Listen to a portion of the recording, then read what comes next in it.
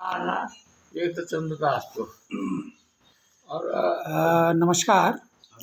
मैं आपको यमुना घाटी के एक ऐसे विलक्षण व्यक्तित्व से मिलवा रहे हैं जो इस क्षेत्र के सबसे पहले व्यक्ति थे, युवा थे, छात्र थे, जो इलाहाबाद यूनिवर्सिटी में पढ़े और उसके बाद वहाँ से पॉलिटिकल साइंस से एमए किया और देश के चुनिंदा देवी दयाल हों, चाहे कई लोग उनकी क्लास फेलो थे, और फिर वापस आके यमुना घाटी में अपना कारोबार शुरू किया।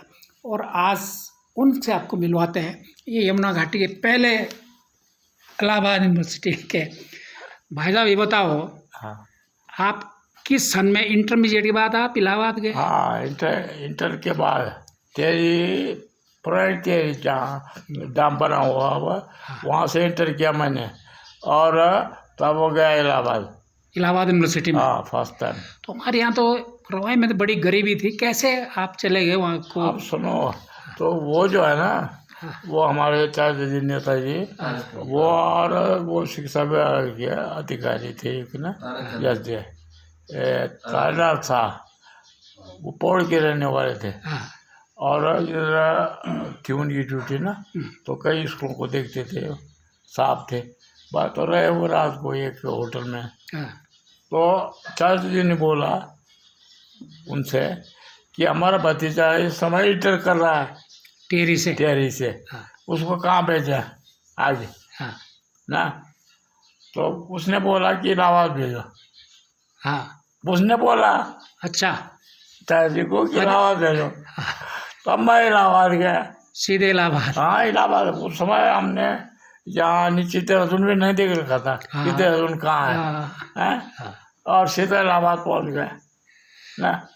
तो इलाहाबाद में आपने ग्रेजुएशन किया, फिर पोस्ट ग्रेजुएशन किया पॉलिटिकल साइंस। हाँ, तो आपके साथ कौन कौन लोग थे इस समय? देवीदयाल थे जो कमिश्नर हुए, फिर सेक्रेटरी हुए थे भारत सरकार। देवीदयाल थे और एक गाजियाबाद का था, गाजियाबाद का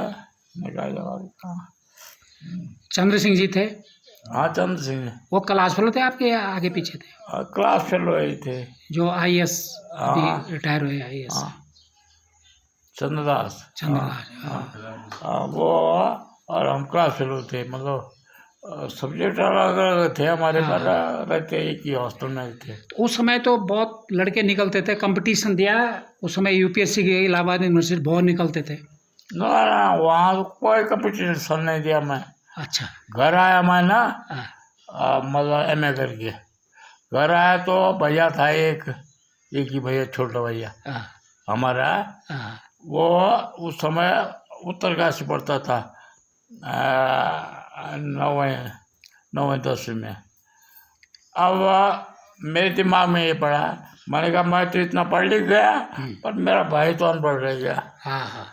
और उसके वो ऊपर ध्यान पड़ा मेरा, और उस पूरा खर्चा उसको दिया तब, और छोटी मोटी नौकरी की ना। सबसे पहले राजगढ़ी रहा हाई स्कूल में टीचर, अनट्रेंड स्केल पे 200 रुपये तनख्वाह मिलती थी महीने की उस समय ना। और 2-3 साल बाद वहाँ से ट्रांसफर आराकोट हुआ। आराकोट उस समय पैदल जाते हैं यहाँ से वहाँ तक, वहाँ प्राइवेट स्कूल था। हाँ ना, सरकारी। और इधर भी पैदल आता था जब घर आता था मैं ना। तो 3 साल वहाँ वो आराकोट के बाद वो फैमिली प्लानिंग में एक पोस्ट निकली, हेल्थ असिस्टेंट की, हेल्थ असिस्टेंट।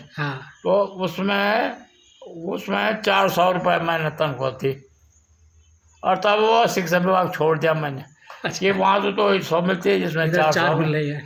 तो 400 छोड़ के वो इसमें ज्वाइन किया। और तब 4 साल उसमें रहा है।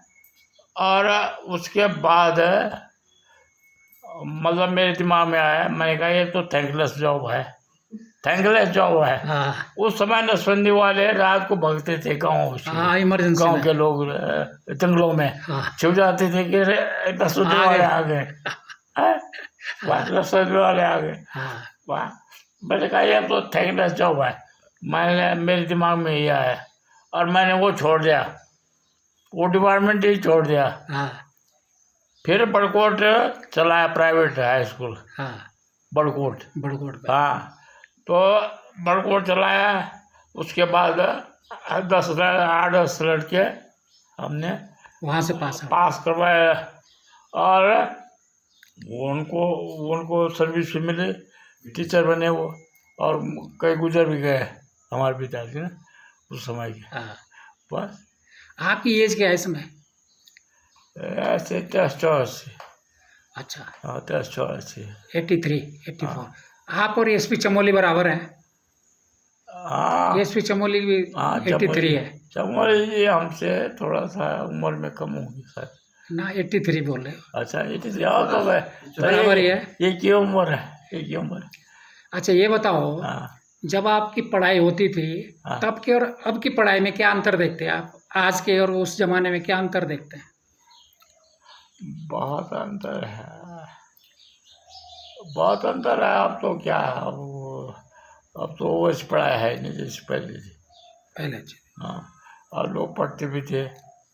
जब मैं राजगीर रहा ना, तो मतलब कुछ लड़के तो मेरे साथ थे ना, मतलब 4-5 लड़के तो मेरे साथ मेरे कमरे में रहते थे। तो डेघाटगांव और छान में डेरा किया। ऊपर एक कमरा था, उसमें रहे, नीचे उसके पशु रहते थे।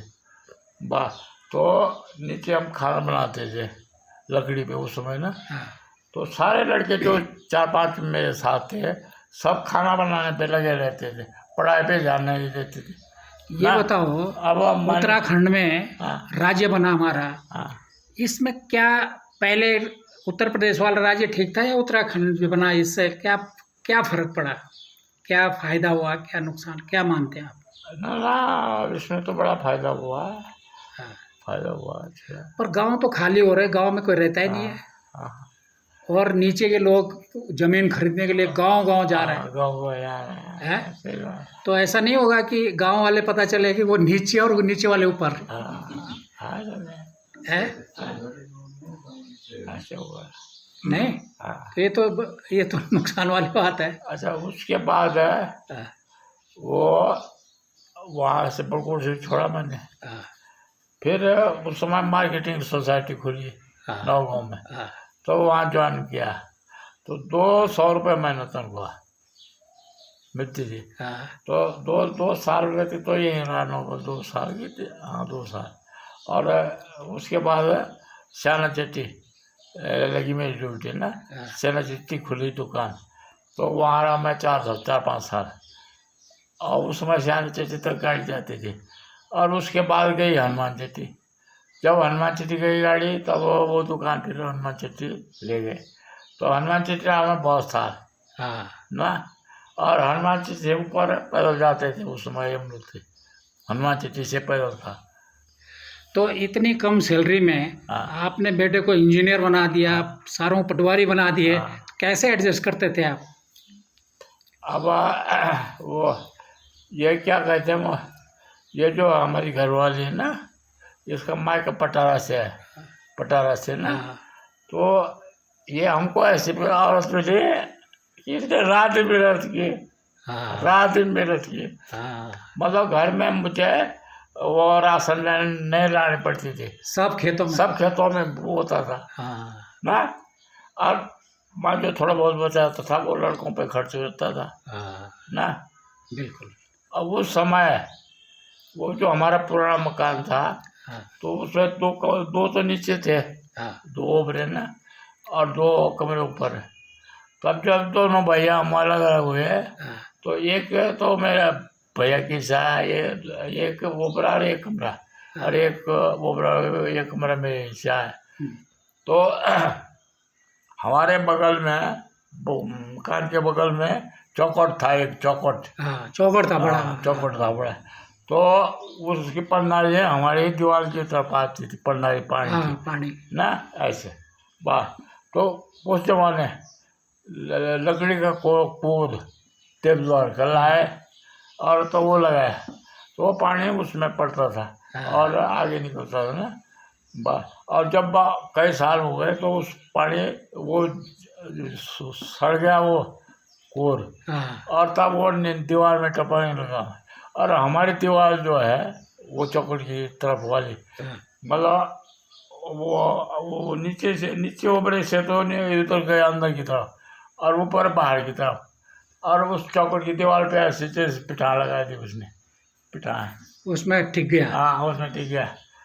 अब जब देखा मैंने कहा अरे ये तो वो क्या कहते हो, वो उसके बाद वो जो चौखट है वाला, हाँ उसका वो जीर्ण हो गया था, उसने उखाड़ दिया उसको नीचे से।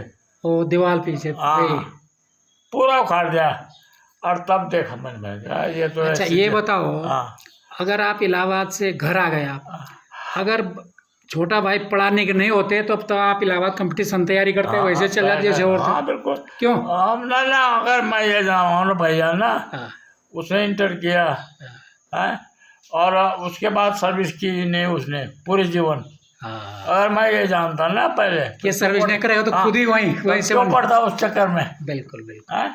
पर वो तो ये जो राम रच रखा, लेकिन बढ़िया है, फर्स्ट क्लास चल रहा है। क्यों अपने चलिए, ये है इलाहाबाद यूनिवर्सिटी से पढ़े हुए सूरवीर सिंह रावत जी, कंसिडर से हैं, 83 है, और आज भी अपनी गैस एजेंसी चलाते हैं, और बहुत ही सोशल वर्क है, वेरी ऑनेस्ट मैन।